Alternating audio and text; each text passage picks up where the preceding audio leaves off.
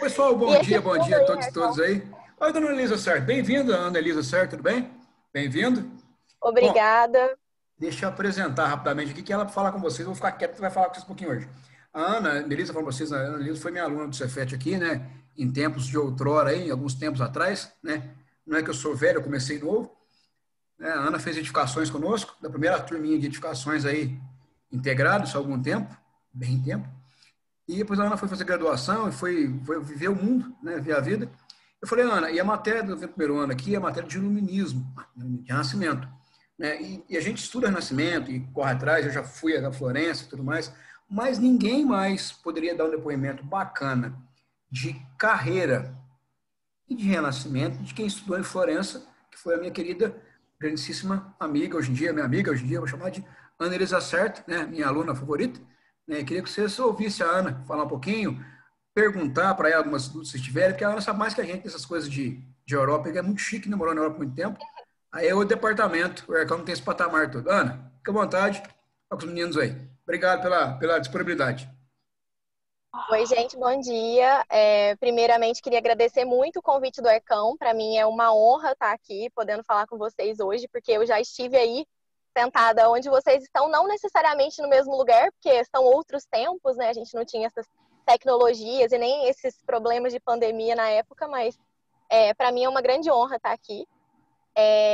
Sim, eu morei em Florença por um ano. Acho que eu vou contar primeiro assim um pouquinho da minha história e como que a gente consegue linkar isso aí com o renascentismo, né, com a ideia da ser humano no centro, com o nosso racionalismo assim à frente, que eu acho que é isso que o Cefet faz com a gente, assim, essa transformação de que antes quando a gente chega no Cefet, a gente chega super cru, chega super perdido, chega assim, sem entender muito como que é a vida, meio numa treva intelectual aí, e o Cefet faz essa transformação com a gente, coloca a gente para se sentir capaz, para se sentir potente, para ganhar o mundo, assim. Então, todo mundo tem essa oportunidade a partir dessa oportunidade que vocês estão tendo agora, que é estar aqui no Cefet ouvindo aulas de professores tão incríveis como o Hércules e todos os outros que eu sei que vocês têm.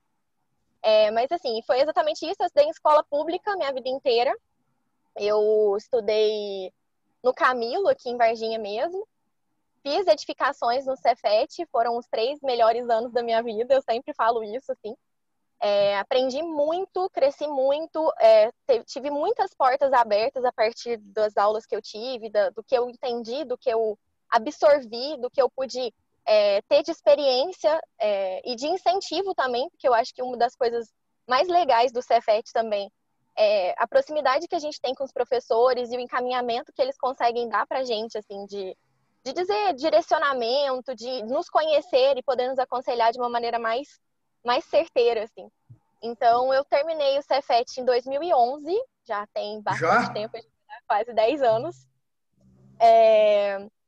E aí eu fiz, aqui em Varginha eu trabalhei na época em escritório de arquitetura, trabalhei em construtoras, eu tinha uma rotina super doida, assim, eu tinha um estágio de manhã, um estágio à tarde, fazia uns bicos à noite, sempre dentro da área.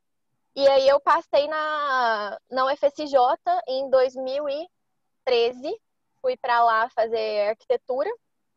E aí nesse caminho, durante a minha graduação lá na UFSJ, eu tive a oportunidade de fazer o Ciências Sem Fronteiras, que infelizmente é uma coisa que não tem mais.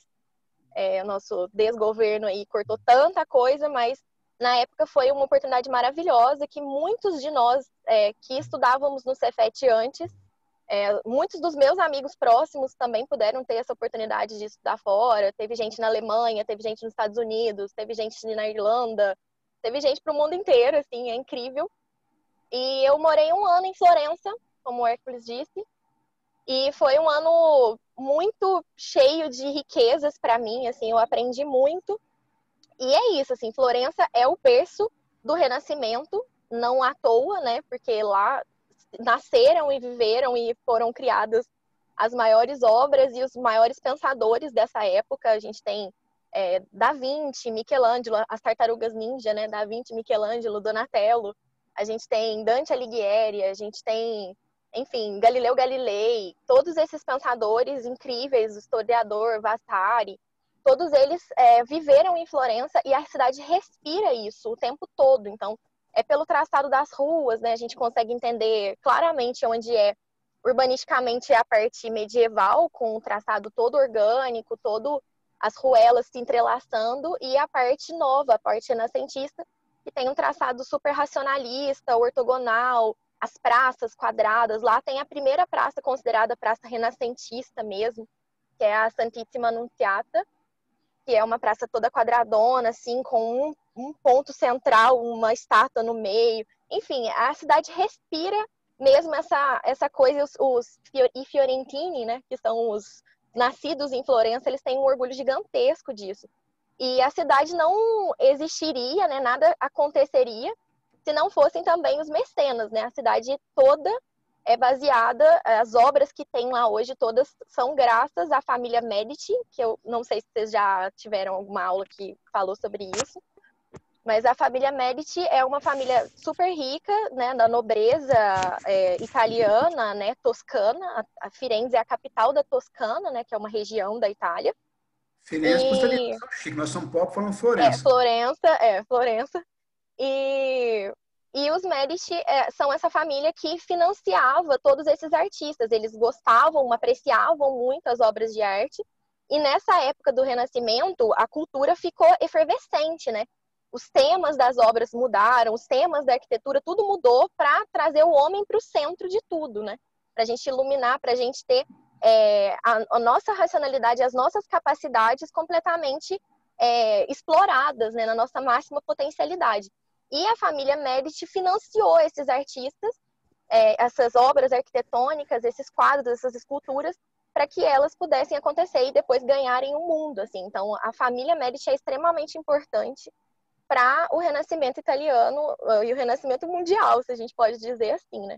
Acho que o Ercão, depois, ninguém melhor do que ele também para falar sobre isso, a respeito do Renascimento, desses detalhes maiores, mas sobre Florença, é uma cidade que vale extremamente a pena conhecer e respirar a história. A aula passada foi isso que fez ali. Foi, ó, vocês podem, tem uma coisa que não vão fazer nunca na vida. Não pode morrer sem Florença. Não pode morrer sem Florença. A cidade é uma obra de arte inteira, assim. Aonde você vai, quando eu estava lá, eu andava pelas ruas, de vez em quando eu parava e falava, gente, isso aqui é uma pintura, isso aqui não é uma cena, não é possível que isso aqui existe, eu tô enxergando uma pintura. E os museus que tem lá hoje em dia, não sei se vocês já viram aquela obra que é famosíssima, que é o Davi. O Davi é um ser humano, né, que foi representado em mármore, com 5 metros de altura, com os músculos todos bem definidos, ele está nu. Então, olha, o símbolo máximo do homem estar ali no centro, né? Um homem nu de 5 metros de altura, com todos os seus músculos e partes representadas. Antes, a nossa arte era toda ligada à igreja, né? E agora a gente ter um ser humano nu como um centro de uma arte mostra muito como que a mentalidade das pessoas se transformaram nessa época por meio do racionalismo, né?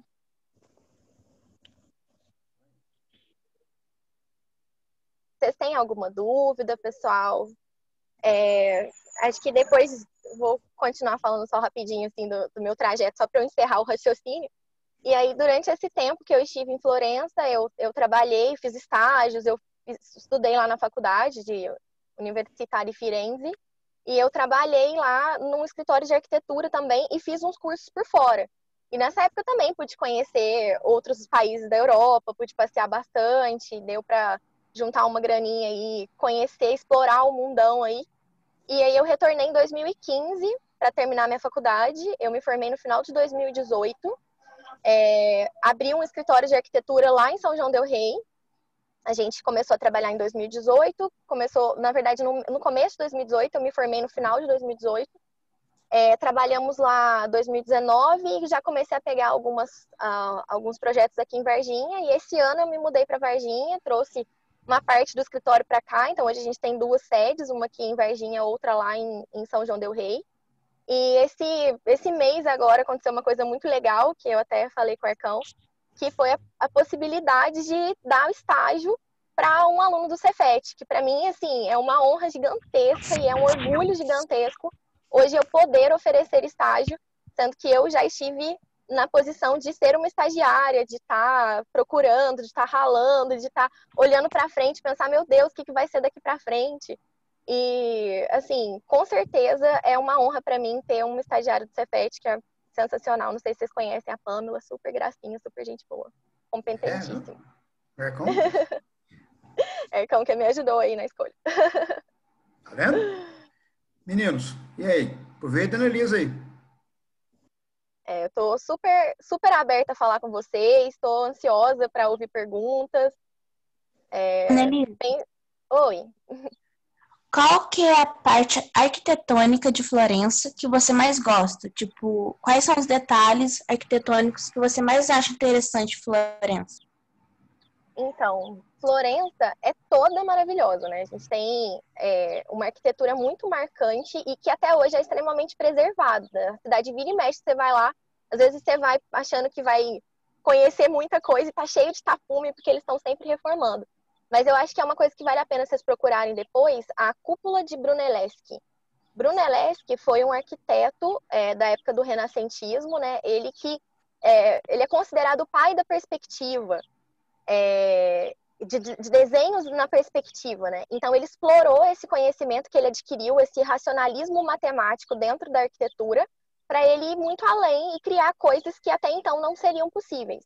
E aí tem a Catedral de Firenze hoje, que é de Florença, né? Que é a Santa Maria del Fiore, que é o Duomo que se fala, né? Uma catedral em italiano é Duomo, que é a igreja mais importante de Florença. Ela tem uma cúpula que ela foi edificada na época, né, 500, 600 anos atrás, antigamente a gente não tinha concreto, não tinha viga, não tinha pilar, não tinha nada disso.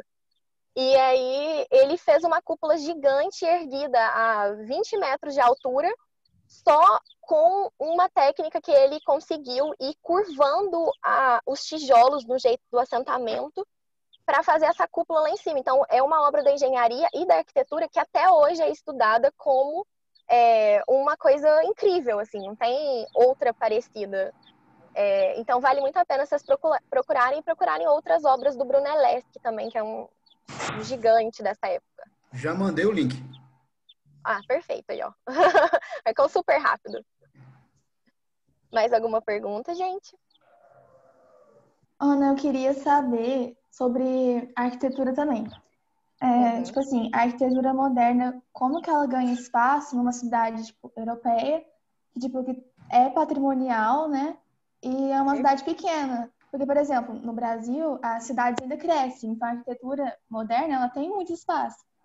Mas lá as cidades não crescem mais, né? Tipo, com construções. Eu queria saber como que ela ganha espaço. Perfeita essa pergunta, muito legal. Mas é assim, realmente,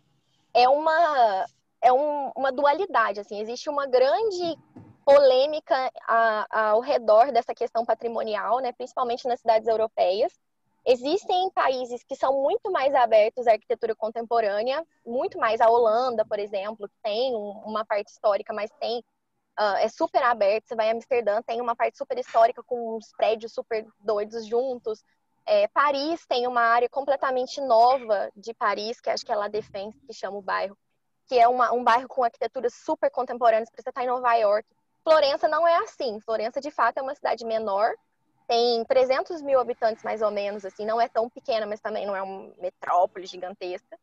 E aí, realmente, no centro, não tem espaço para arquitetura contemporânea. No centro, eles têm regras muito rígidas. Oi? Não, esquece. Alguém foi ligado, peraí.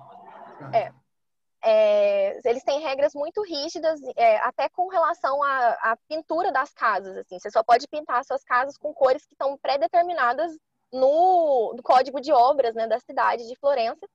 Só que os bairros mais afastados, eles aceitam um pouco mais de outras arquiteturas, mas a cidade não quer, entendeu? Então, tem uma polêmica assim, dentro do mundo arquitetônico. O que fazer? A gente vai continuar reproduzindo arquiteturas antigas, pintando da mesma cor para a cidade ter uma unidade, e é por isso que ela é reconhecida?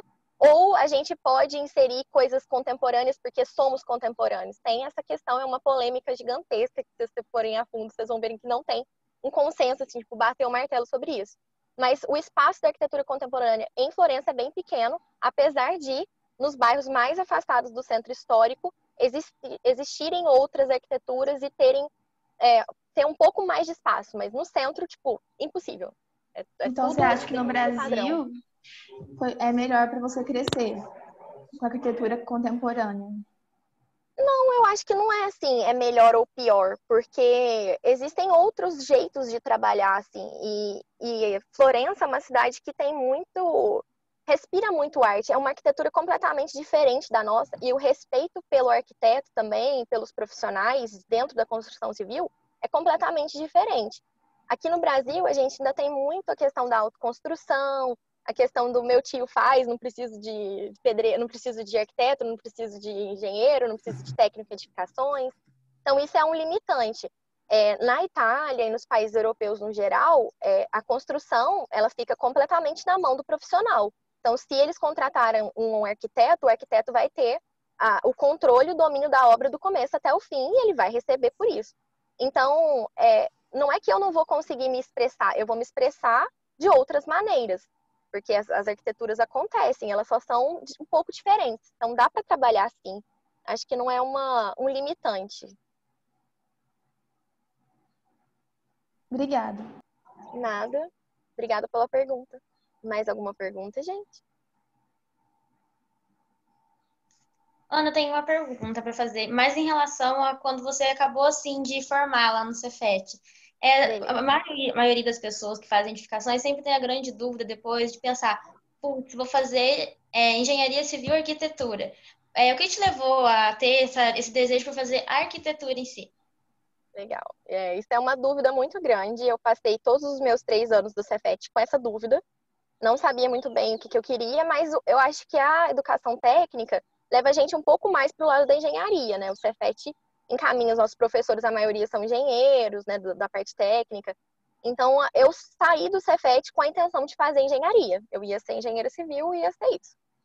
Só que aí eu comecei a trabalhar, fui conhecer a fundo mais as duas profissões. Então, eu trabalhei dentro de uma construtora, que eu tinha mais contatos com engenheiro, apesar do meu chefe ser um arquiteto, e trabalhei com outros arquitetos. E aí eu consegui entender que era completamente diferente, as duas profissões são completamente diferentes. E eu acho que é uma questão também de autoconhecimento, assim, da gente saber como que a gente o que a gente gosta, quais são as nossas preferências, porque a engenharia é cálculo, a engenharia você tá fazendo os cálculos de estrutura, né, coisas que vocês vão ver daqui para frente, vocês estão no primeiro período ainda, né, mas calcular as estruturas, viga, concreto, pilar, nananã. E a arquitetura é a parte artística, é a parte, claro que extremamente técnica também, lógico, mas a gente tem mais liberdade de criação. Então, foi por isso que eu escolhi a arquitetura, porque essa área da criatividade é muito mais aberta e muito mais ampla dentro da arquitetura. Amo meus colegas engenheiros, a gente precisa deles, não tem essa rixa, não existe esse negócio de, tipo, engenheiro é melhor que arquiteto, o arquiteto faz e o engenheiro é obrigado a calcular o negócio que não vai parar em pé, não sei o que, não existe. A gente tem total capacidade de saber que uma coisa para em pé ou não e como que ela vai funcionar.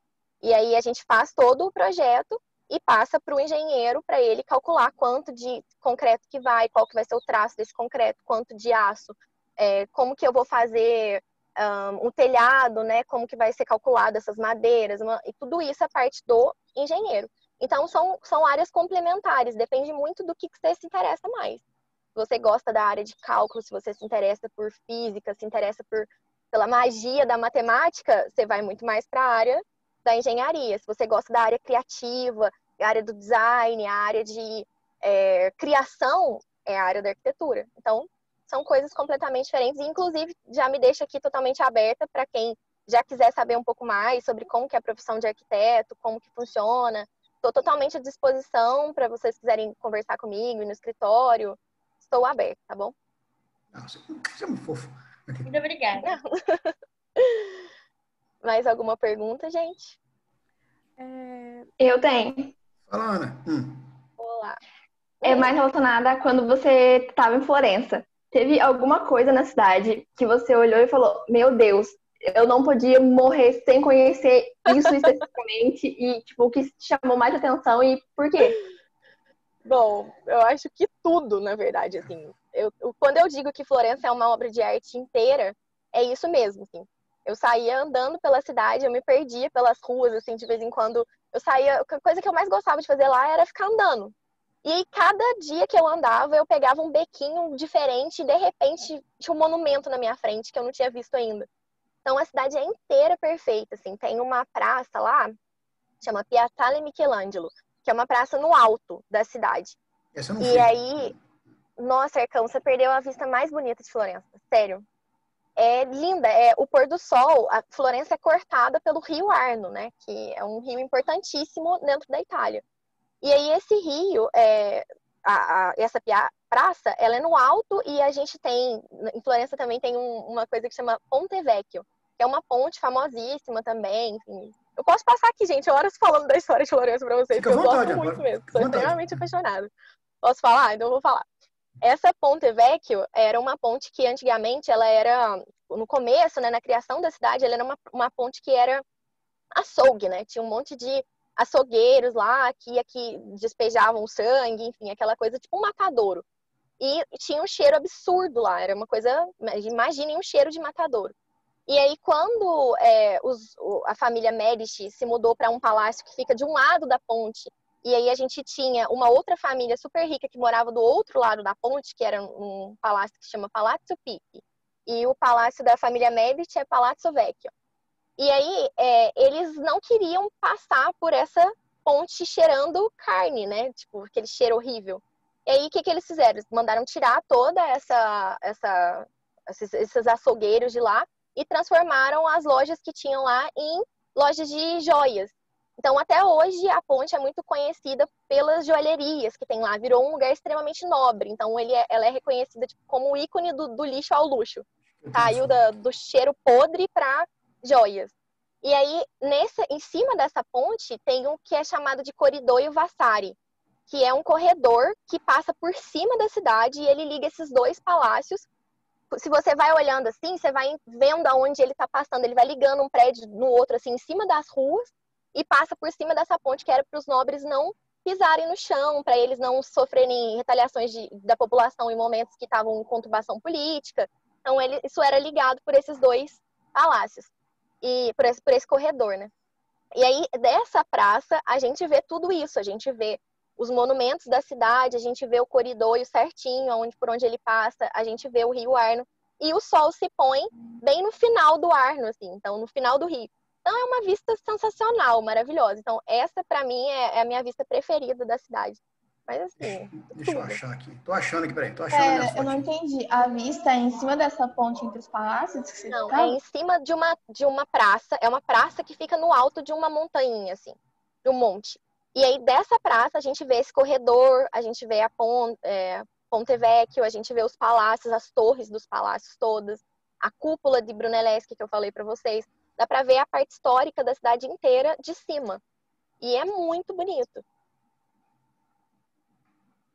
Ah, agora entendi. Entendeu? Peraí, deixa eu abrir aqui. Eu Pode falar. Eu sou a pessoa emocionada da vida, né? E sempre que eu ia lá, eu ficava olhando, eu ficava chorando. Ai, meu Deus, que coisa linda. Não acredito que eu tô aqui. A minha vontade de viajar aumentou agora, então... Aqui, Fiquem André. mesmo, Falei, gente. é só a Fiquem, gente pegar viaja. Kombi verde. É só a gente pegar Kombi verde. Vamos embora daqui, Eu filha. acho que eu achei, Ana, aqui, ó. Aqui, ó. Essa foto aqui. Aí. O negócio agora é o real, dá uma. Como é que fala? Eu nem falo, nem Essa é a falo. Ponte Vecchio. Essa é Ponte Vecchio. Vocês estão vendo que em cima tem umas janelinhas pequenininhas? Aquilo ali é o Corridoio Vasari, que liga um palácio no outro. E aí ele vai passando assim por cima da cidade inteira, entrando dentro das casas, entrando dentro dos palácios. Ele cortou tudo para os nobres não pisarem no chão. Então vocês pensem como que era a mentalidade da época para isso acontecer. E aí essas lojinhas que tem embaixo assim são lojas de joias, joalherias caríssimas. Acho que eu tenho foto, peraí, deixa eu procurar uma foto do Ercão lá. Quando o Ercão viajava. Ah, que chique. Né? Bons tempos. Bons tempos. Gente, mas assim, fiquem mesmo com vontade de viajar. Se dediquem para isso, estudem, corram atrás, porque não tem experiência na vida que seja melhor do que viajar, porque é uma coisa que ninguém te tira. Você abre a sua cabeça de uma maneira completamente incomparável. você não volta a mesma pessoa quando você conhece uma outra cultura, você é transformado para sempre. Então, isso é uma coisa que corram atrás mesmo, coloquem isso como foco para a vida de vocês, porque eu não fui por dinheiro, eu não estive lá porque eu tinha dinheiro para ir, eu fui porque eu me esforcei. Não vou falar de meritocracia aqui, porque eu não acredito nisso, não é isso. Claro que eu fui muito privilegiada, assim, em um monte de aspectos, mas é isso, o caminho que a gente trilha do começo até o fim, ele traz recompensas, e as recompensas de viagem são as melhores. Tô bonito na Olha lá o foto? Ercão lá, né? Tá, Olha lá o Ercão e a essa Karina. loja é embaixo da ponte, Érico? Embaixo? Essa loja Não é não. embaixo, é na ponte. Na Na ponte. ponte, é esse. Isso, na ponte. Aí são joalherias assim, maravilhosas, chiquérrimas e caríssimas. Realmente, não é pro Ercão, não é muito Não é pra gente. Não é professor federal. Meninos, mais alguma coisa aí? Aproveita a Ana, que a Ana é muito especial, muito importante. Uma mulher ocupada. Você tá dentro do carro, trabalhando. Eu tô dentro do carro, inclusive me desculpem, gente, entre um compromisso e outro não teve jeito de eu parar no escritório, mas tá fluindo. Ana, Oi. Quem chamou? tipo assim, qual é o seu sonho de arquitetura? Qual é o seu sonho para poder, tipo, você deseja fazer um prédio ou algo extremamente específico? Bom, então, acho que todo arquiteto sonha em ter uma obra muito especial, em ter uma coisa muito capa de revista. Todo mundo sonha com isso, assim, um pouquinho, né? Mas eu acho que a arquitetura é muito mais do que um prédio, é muito mais do que uma casa que saiu na revista, sabe? A gente tem na nossa mão um poder, uma responsabilidade, vamos colocar assim, de lidar com as vidas das pessoas. Quando a gente faz uma casa para alguém, a gente está lidando diretamente com o modo que essa pessoa vive, com o modo que ela convive com os familiares, com o modo que ela recebe amigos. Sem falar que a gente tem uma outra responsabilidade muito grande, que é a responsabilidade de estar construindo as cidades. A gente não faz só casas e prédios, a gente também é urbanista. A gente faz praças, a gente traça traçado das ruas, a gente faz obras públicas. Então, a gente tem essa responsabilidade de trazer para a cidade um conforto maior, trazer para as pessoas um modo de viver melhor. Então, eu acho que mais do que ter uma obra numa capa de revista, meu sonho é poder intervir mais e de uma forma melhor, trazer alguma contribuição para a cidade como um todo, não só para uma obra em específico. Eu acho que esse é o nosso grande desafio, assim. Sempre que a gente faz, sei lá, um supermercado, parece que é uma coisa muito pequena, um supermercado. Mas tanto que um supermercado impacta dentro de uma cidade, trânsito, estacionamento, impermeabilização das vias, isso impacta até no quanto chove ou não dentro de uma cidade. Então, olha o tamanho dessa responsabilidade em ser um arquiteto urbanista. Então, meu sonho maior é esse, assim, de intervir com mais eficiência dentro das cidades e que a gente seja mais respeitado dentro das cidades também. O Ercão aí com o porquinho, eu esqueci o nome desse. Também esqueci o nome do javali. porquinho. Mas fala para isso que serve. É o javali. Esse javali aí tem uma lenda, né? Que a gente coloca uma moedinha. Pra que é mesmo, Ercão? Eu esqueci. Você poder voltar em Florença. Pra poder voltar em Florença, né? É verdade. Eu tinha esquecido. Aí o Ercão já deu a contribuição dele, eu dei a minha quando estive lá. Espero que eu volte em breve e o Ercão também, né, Ercão? Eu ia para lá agora em julho, né? Mas a pandemia não deixou. Sério? Nossa. Viagem comprada. Mas é paciência, é a vida. Não é a vida. Acontece. Meus e aí, queridos, gente? Pessoal, fica promessa assim, vou prometer que já, a Lisa não sabe, eu prometer.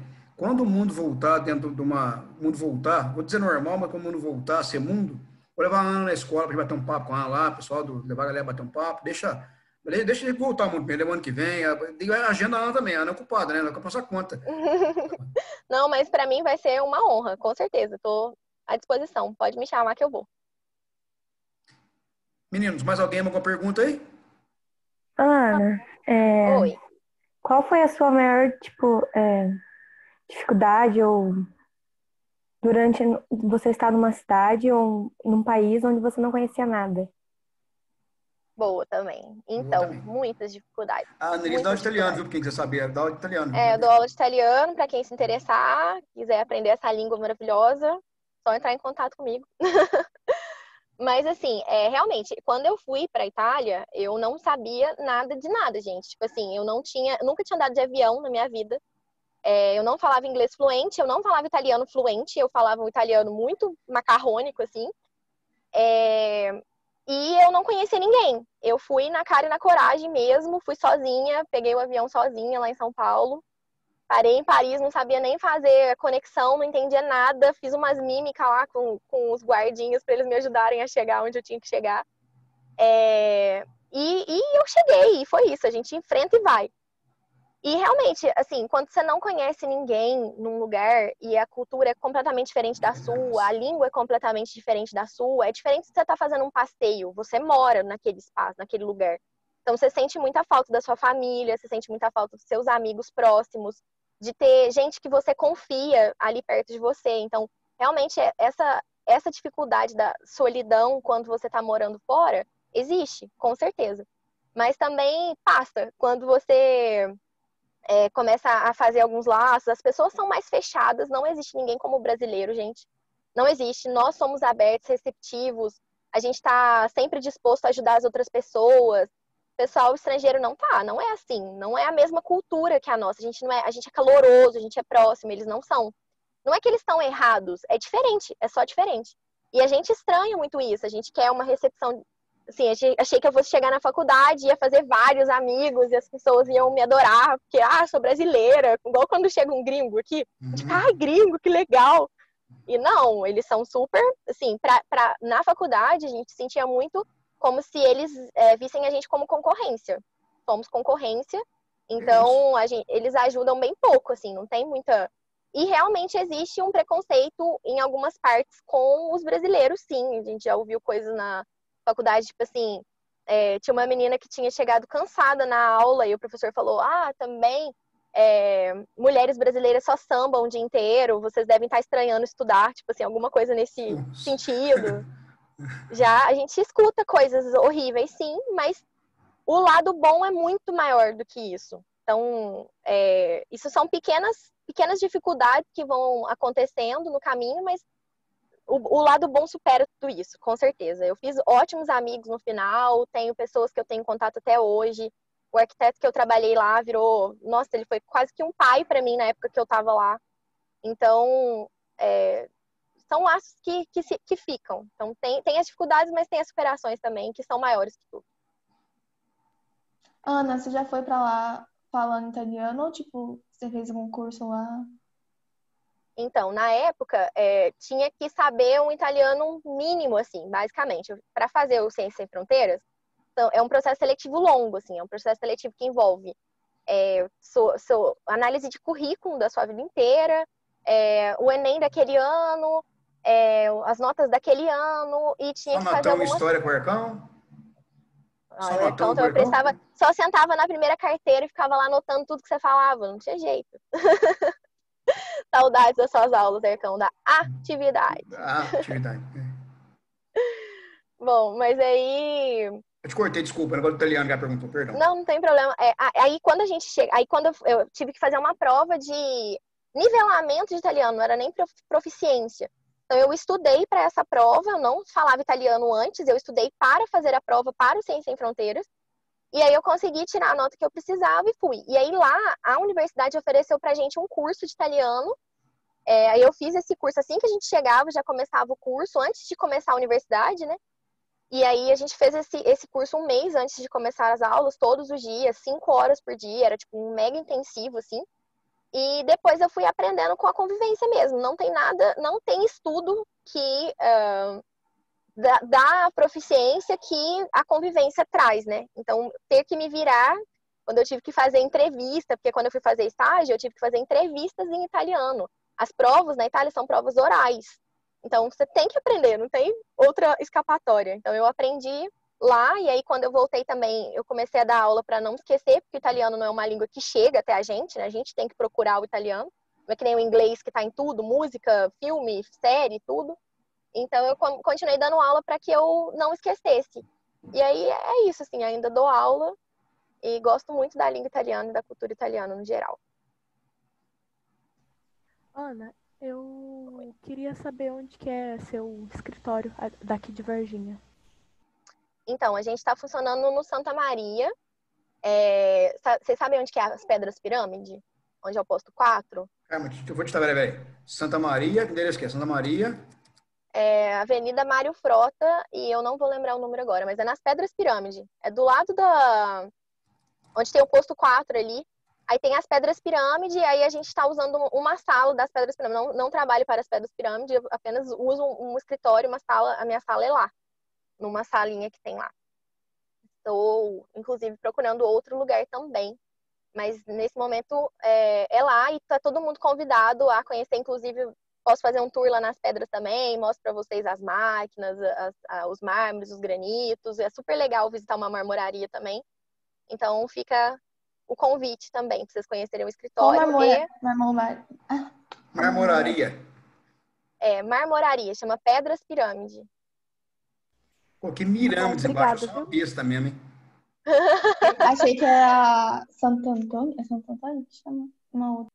Essa é uma pedreira. O que você está falando aí é uma pedreira. A pedreira é onde tira a pedra lá da natureza. A marmoraria é onde a gente beneficia, né? Tipo assim, vamos dizer assim, onde faz a arte na pedra. Então já chega lá chapas cortadas, né? O granito e o mármore, e aí vai fazer bancada, vai fazer mesa, piso, banco, enfim, faz enfim, o acabamento, né? Vamos dizer assim. É lá perto da delegacia, não é? O posto 4 é, né? O posto 4... Não, falei errado. Pedra Negra, gente. Posto Pedra Negra. Ah, tá.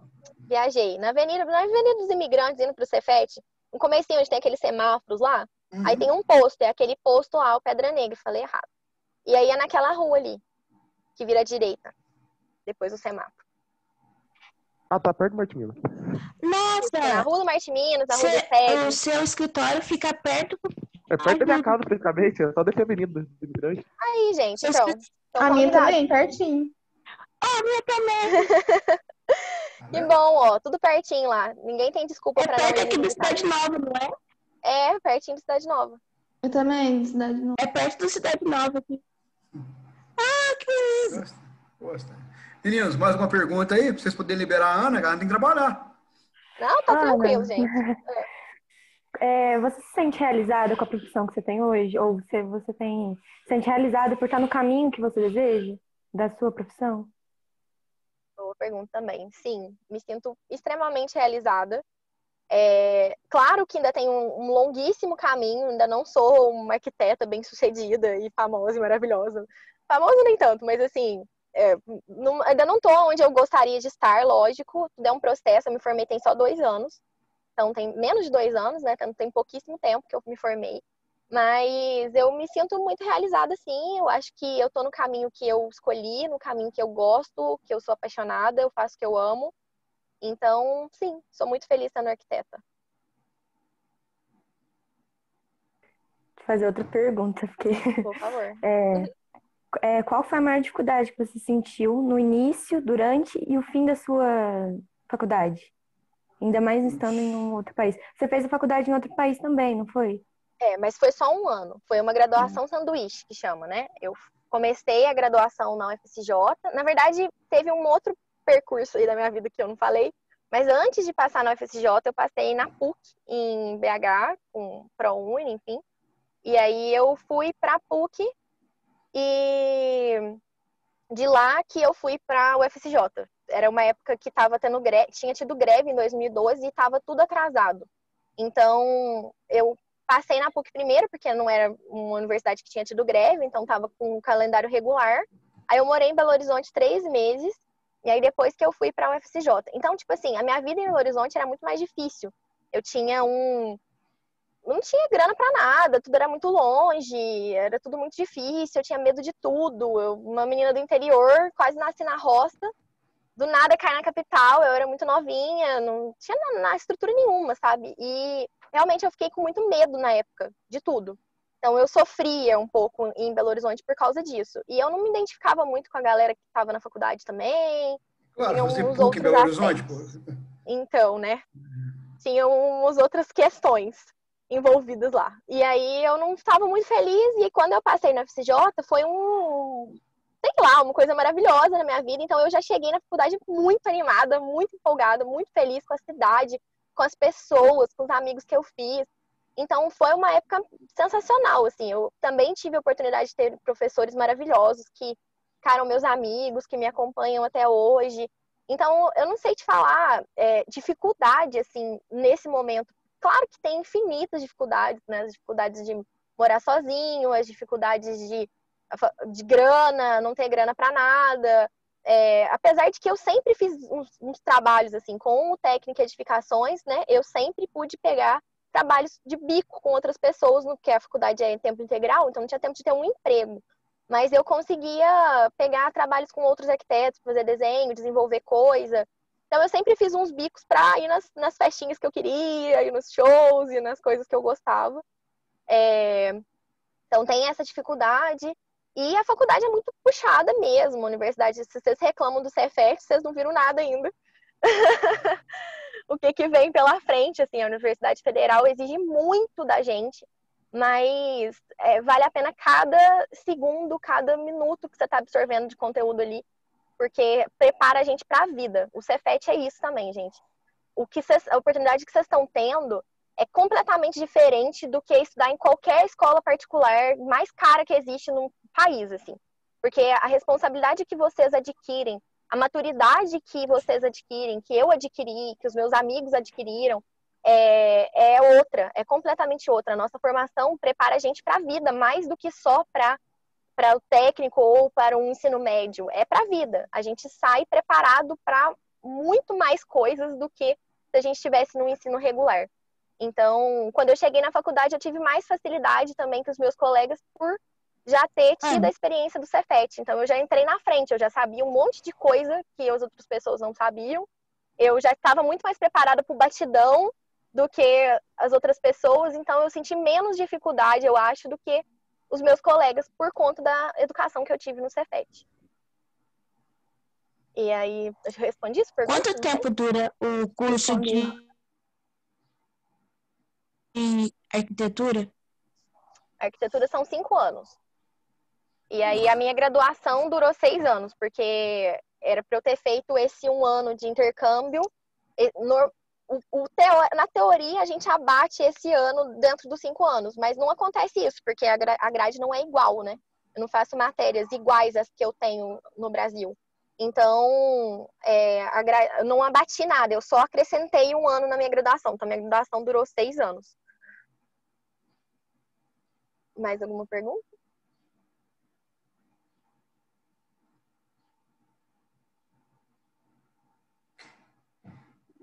Meninos, aí, ó, a aula de hoje do Arcão. O Arcão tinha um assunto para vocês aqui sobre Herado de Roterdã, sobre Thomas More, né? Eu falar do Jornal Bruno hoje. E a gente, e o bom é isso, moçada, a gente não tem problema com conteúdo, a gente tem que aprender, e a Ana falou, né? A ideia de aprendizado aqui é muito maior, gente. Igual a Ana ensinou para vocês muito mais do que eu ensinar em 10 aulas seguidas, porque alguém que viveu lá, alguém que tem uma experiência diferente da minha, é sempre bom ouvir quem conhece, quem está lá no dia a dia, não é quem fica teorizando. Então, dona Elisa, queria muito agradecer você pela disponibilidade, né, pela simpatia, não vou falar que você sou eu fã, sabe? Pela disponibilidade, pela experiência com os meninos mesmo, que acho que é muito legal quando alguém que eu falo que é igual a gente, no seu caso, ser uma menina que só usou a vida toda, que ralou pra caramba, e vem falar para os meninos e ter sucesso, gente. Eu falo para vocês, eu falo assim, quem trabalha demais não ganha dinheiro. Pessoas, às vezes, igual a Ana tem uma vida muito linda pela frente aí, né? Bem sucedida, bem elaborada na vida. E é isso. E é bom ter alguém que passou por aquilo que vocês estão passando e que vou usar, porque eu não gosto de expressão, mas é uma expressão importante, que venceu na vida feliz como pessoa, como profissional, como mulher, e é muito bacana isso. Ana, então, muito obrigado pela participação aí. Fico muito feliz mesmo, fiquei muito contente mesmo. Fiquei todo orgulhoso, né? Todo babão, foi babão. E quando você quiser aparecer na escola aí, vou te chamar com mais calma quando a Terra voltar a girar na órbita mais prudente. Obrigado, viu? Eu que agradeço, Arcão. Obrigada mesmo pelo convite. Para mim, igual eu falei, estou extremamente honrada, orgulhosa, estou toda emocionada aqui também de estar tendo essa oportunidade de estar falando com vocês, de falar com você, Arcão. Eu estava até falando isso, gente, valorizem muito os professores, porque esse contato próximo que o Arcão tem, que outros professores do Cefet têm também, Isso é ouro na vida da gente. O Ercão é um mestre na minha vida até hoje, assim. Sempre que eu preciso de alguma coisa, você sabe que eu volto, que eu sempre pergunto, a gente sempre conversa. Sempre que eu vou falar para outras pessoas da minha formação e de quem eu sou, sempre tem o Ercão, sempre tem os professores do Cefet comigo, assim, para tudo. Então, os conselhos que a gente escuta, os puxões de orelha que a gente leva, Isso é bom. Tudo vale, gente, tudo vale. E outra coisa que eu queria falar também antes de me despedir é: valorizem os amigos que vocês fazem nessa fase da vida, porque são os amigos que vocês vão levar para sempre, assim. A minha turma do Cefet, que o Ercão sabe, todo mundo quem que são meus amigos até hoje. A gente é unido até hoje, porque é nessa fase que a gente forma as nossas maiores opiniões, a gente forma o nosso senso crítico de verdade, que a gente se descobre no mundo como ser humano de fato, que a gente tem os nossos posicionamentos, e as pessoas que acompanham a gente nesse processo são pessoas que a gente vai levar para a vida inteira. Então, gente, valorizem cada minuto que vocês estão tendo aí, e eu me coloco à disposição mais uma vez para tudo que vocês precisarem, tirar dúvida do que vocês quiserem. Estou aqui, tá bom? Muito obrigada, espero que tenha sido produtivo. Última coisa, Elisa, e para vocês terem uma ideia, o Ercão ficou bravo no Elisa no terceiro ano. Eles choraram 2 semanas sem ter aula no inferno, terceira edificações. 2 semanas sem aula na sala. Esses malditos que ficam chorando 2 semanas. Tô mentindo? Não. Fica chorando. Não teve aula 2 semanas sem aula. De verdade, a minha turma era tão sentimental, a gente tão unida, o final do ano a gente não conseguia fazer nada. A gente esperava. Como assim tá acabando? Como que o Cefet tá acabando? Não pode. E agora? Porque cada um vai para um lado da vida, a gente vai se separar. E a gente só chorava, só chorava. Vai dar, vida. Ana, então, muito obrigado. Você já tá chorando agora, imagina daqui uns 2 anos. Pois é. Aproveitem, gente, de verdade. Foi um prazer imenso falar com vocês, todo mundo que fez pergunta aí, as carinhas. Fiquei muito feliz de vocês terem se interessado pelo que eu tenho para falar. E estou à disposição, tá bom? Eu te mando o link depois. Tá gravado. Tá bom. Ah, que bom. Ana. Obrigada, muito viu? Obrigada, viu? Obrigada, beijão, obrigada, pessoal. Abraço, sucesso para todo mundo, viu? Vamos tomar um vinho de Alice. Agora já pode, já adulta, agora já pode. Vamos, por favor. Beijo, tchauzinho. Bom, turma, aquele negócio, né? É muito bom a gente trazer gente que eu vou chamar de fora, porque a Ana é de casa, né, tudo mais. Espero que tenha sido bacana, vocês tenham aproveitado muito, né, a fala com ela, porque eu falo assim, é sempre legal, porque a gente fala sobre vocês é uma coisa. Agora, quem tá lá, que viveu, que passou perrengue, e a Ana é uma mulher muito esforçada, uma batalhadora, ela batalha muito na vida dela. É um exemplo, eu gosto muito da Ana. Ela trouxe uma, engraçado, né? Ficou uma amiga pessoal que eu tenho comigo até hoje. Foi minha aluna de 15 anos na sessão, hoje é uma amiga do meu coração mesmo. Né? A aula do Ercão hoje, eu falar para vocês sobre uma porrada de coisa aqui, não precisou, acho que já valeu muito a semana. Gostaram? Gostaram? Arrasou, Ercão. Gostou? Foi tudo canudo, amém. Deu um empurrão assim na minha vontade de viajar mais ainda. Ellen, vamos providenciar a Kombi. Vamos providenciar a Kombi verde, entendeu? Vamos sair para esse Brasil. Vamos embora daqui.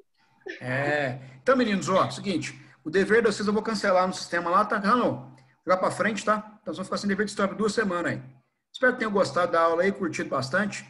Precisando, depois eu passo contato. Quem quiser, eu chamo para que eu passo contato da Ana para vocês, tá bom?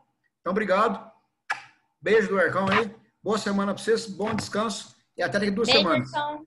Muito obrigada. Tchau, gente. Espero que tenham gostado. Muito obrigada, viu? Nada. Bom fim de semana. Você também, bom descanso. Tchauzinho.